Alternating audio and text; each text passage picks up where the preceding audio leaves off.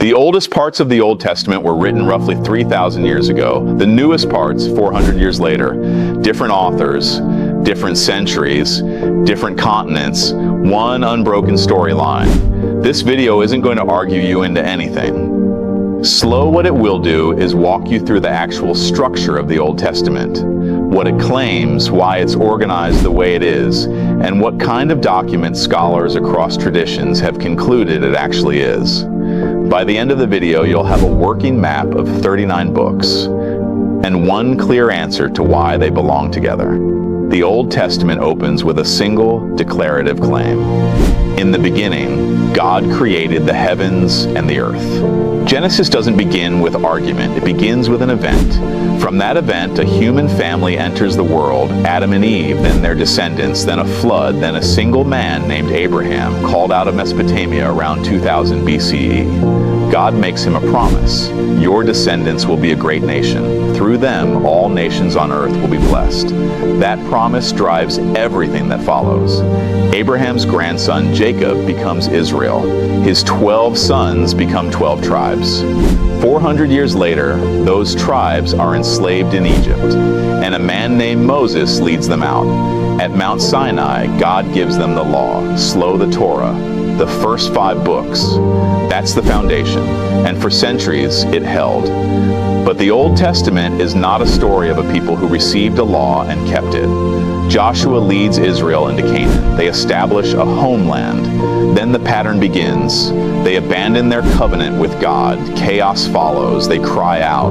God sends a deliverer called a judge. There is peace. And then, within a generation, the cycle starts again. The book of Judges documents this loop 7 times.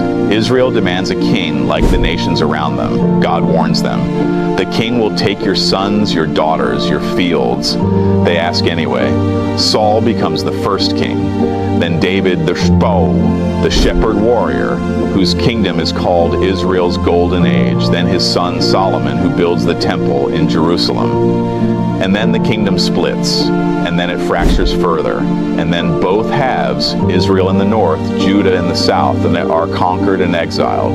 The people God called to be a blessing to the nations are scattered among them. Running alongside the history books are the prophets: Isaiah, Jeremiah, Ezekiel, Amos, Micah. These weren't fortune tellers in the popular sense. They were covenant prosecutors, men who stood before kings and said, "You have broken the agreement, here is what follows." And they were right. The Assyrians took the northern kingdom in 722 BC, a date confirmed by Assyrian royal annals. The Babylonians took Jerusalem in 586 BCE, burning the temple Solomon had built. The prophet Jeremiah watched it from inside the city. His lament is recorded in the Book of Lamentations, one of the most restrained expressions of grief in ancient literature. But the prophets also carried another strand, a promise that exile was not the end, that a remnant would return, that a new covenant was coming, one not written on stone, but on the heart. Jeremiah wrote that from inside the rubble. The Psalms, 150 songs and prayers written across 5 centuries, so you hold both at once. Grief and praise, anger at God and trust in God, honesty without resolution. Here's what's remarkable from a documentary standpoint. The Old Testament is not a self-congratulatory national record. It preserves the failure of its own heroes. David commits adultery and arranges a murder. Solomon's wisdom is followed by his idolatry. The priests fail, the kings fail, the scribes kept those accounts. Archaeologically, the record continues to yield corroboration. The Tel Dan Stele, discovered in 1993 and now dated to the 9th century BCE, contains the earliest known extra-biblical reference to the House of David, a Tier 1 historical anchor that confirms the Davidic dynasty as a documented historical reality, not later legend. The Dead Sea Scrolls, found in 1947 near Qumran, include manuscripts of every Old Testament book except Esther, some dating to 250 BCE. When scholars compared the Isaiah scroll, over 2,300 years old, with manuscripts used to produce modern translations, the differences were minor. The text was preserved with extraordinary fidelity across more than 2 millennia, which raises the question this evidence keeps circling back to: what were these communities protecting so carefully? Tell me in the comments, do you think the Old Testament is best read as emphasize history or as something else entirely? Step back from any single book and the structure becomes visible.